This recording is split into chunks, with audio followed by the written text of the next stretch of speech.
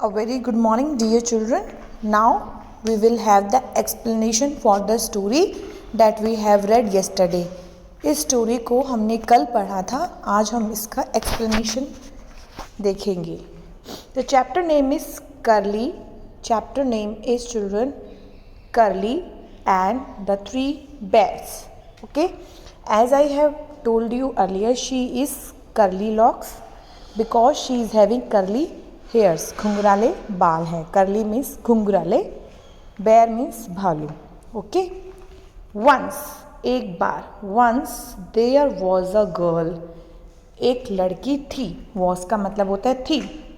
with curly hair, जिसके hair कैसे थे children? curly.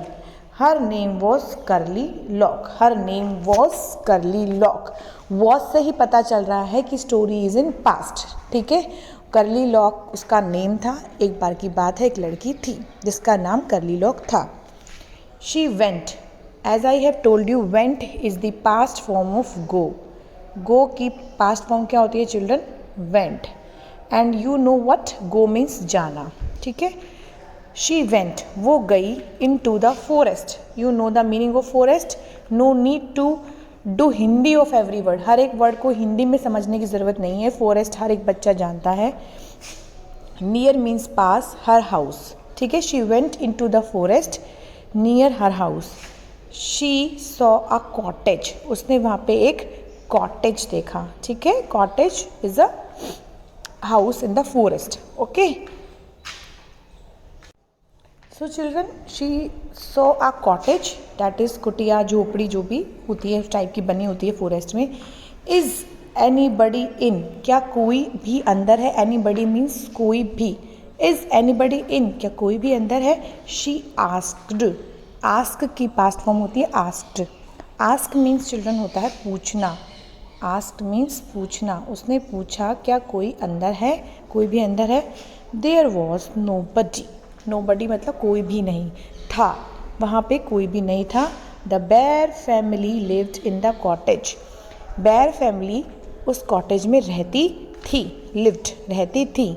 दे वो लोग, they had gone for a walk. वो कहाँ गए हुए थे? Gone. Gone. Gone is the third form होती है गो की. Go, went and gone. Had gone. They had gone for a walk. वो एक वॉक के लिए गए हुए थे. कर्ली लॉक वेंट इन. कर्ली लॉक अंदर गई. She wanted to see who lived there. She wanted. Want मतलब चाहना. वॉन्ट मतलब क्या होता है चिल्ड्रन? चाहना. वॉन्टेड मतलब चाहती थी. वो चाहती थी टू सी देखना. हु कौन, लिव्ड देयर वहाँ पे कौन रहता है वो ये देखना चाहती थी. She saw 3 balls of porridge on the table. Saw. Saw is again is the past form of see. See की पास्ट फॉर्म है सॉ, जिसका मीनिंग होता है देखना. ठीक है. सी सॉ 3 balls, 3 कटोरे देखे उसने. बॉल्स चिल्ड्रन, बॉल्स मतलब होता है, इट इज़ नॉट बाउल. ठीक है. It is not bowls, we read it bowls, यानी कटोरा. उसने 3 कटोरे बॉल्स देखे. ठीक है. पॉरेज. पॉरेज मतलब खिचड़ी. चिल्ड्रन पॉरेज मतलब खिचड़ी. उसने खिचड़ी के क्या देखे? 3 balls कटोरे देखे. खिचड़ी के 3 कटोरे उसने वहाँ पे देखे. There was a big bowl for papa bear. वहाँ पे था, वहाँ, देयर मतलब वहाँ, वहाँ पे था बिग बॉल एक बहुत बड़ा कटोरा पापा बेयर के लिए. पापा बेयर के लिए. Okay. Then middle size bowl for mamma bear. Middle मतलब बीच के साइज़ का जो था. Middle size bowl for mamma bear. Middle size bear for mamma bear. Mamma bear के लिए मिडल साइज का कटोरा था. And a tiny little bowl for baby bear. ठीक है. टिनी. टिनी लिटिल बहुत ही छोटा जो कटोरा था वो बेबी बेयर के लिए था. ठीक है. Big size bowl for papa bear, middle size bowl for mamma bear and tiny size bowl for for baby bear. Curly Lock was hungry. Was थी. हंग्री मीन्स भूखी, भूखा. ठीक है. हंग्री मतलब भूखा, भूख लगना. तो जो कर्ली लॉक थी वो भूखी थी. She ate the porridge from the big bowl. Ate is the past form of eat. Ate is the past form of eat, जिसका मतलब होता है खाना. शी एट, उसने खाया पॉरेज यानी खिचड़ी फ्रॉम द बिग बॉल, बड़े बॉल से जो कि पापा का था।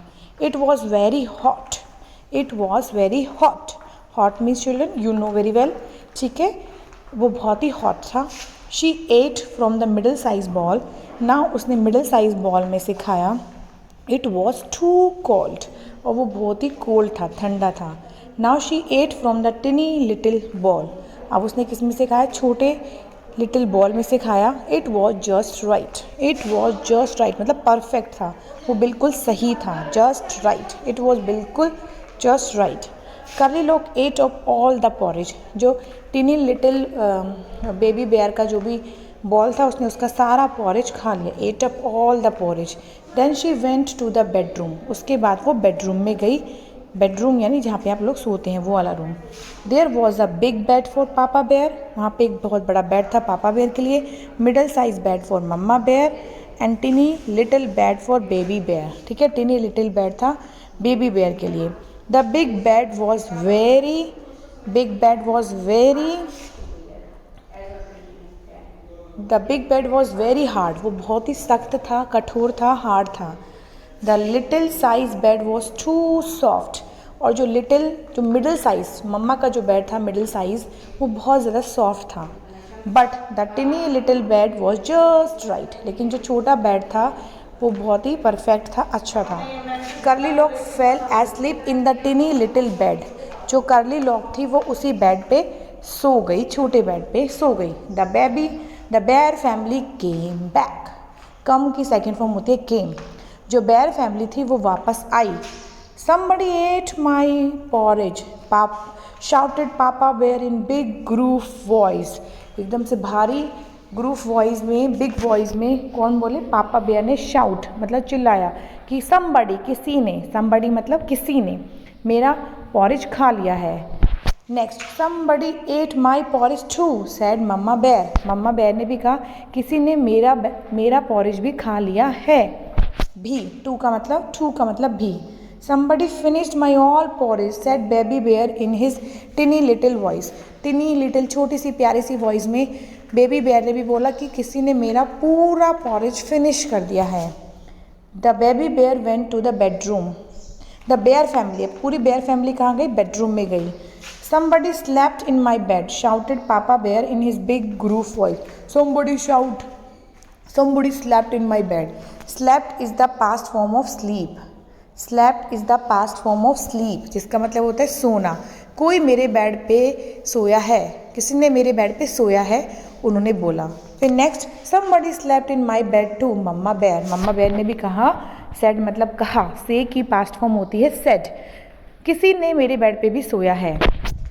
Now somebody is sleeping in my bed, said baby bear in his tinny little voice, छोटी सी प्यारी सी आवाज़ में बेबी बेयर ने भी बोला somebody is sleeping, is मतलब अभी, प्रेजेंट, अभी तक was था, was का मतलब होता है चिल्ड्रन था, ठीक है, पास्ट, लेकिन is का मतलब हम प्रेजेंट में बात कर रहे हैं। somebody is sleeping, अभी कोई यहाँ पे सो रहा है मेरे बेड में। Curly lock walk up, curly locks एकदम से उठ गई। शी सॉ द 3 bears, उसने 3 bears को देखा अपने सामने। शी जम्प डाउन, वो एकदम से नीचे कूदी। Run out of the cottage as fast as she could, और उस कॉटेज से, उस कुटिया से, कॉटेज COTTAGE, उस कॉटेज से इतनी तेज़ भागी जितनी तेज़ वो भाग सकती थी, बिकॉज शी स्कैर्ड, है ना। ऑफकोर्स अगर आप एकदम उठो, आपके सामने 3 bear दिखे, भले ही वो फैमिली है जो भी है, आप तो बेयर से डरोगे ना, तो she scared and she ran out from the cottage. This is the story children. I hope you like the story. New words are also very easy. करली मतलब घुंघराले, कॉटेज कुटिया या झोपड़ी, बॉल कटोरा, पॉरेज खिचड़ी, हंगरी भूखा, है ना children. Thank you so much.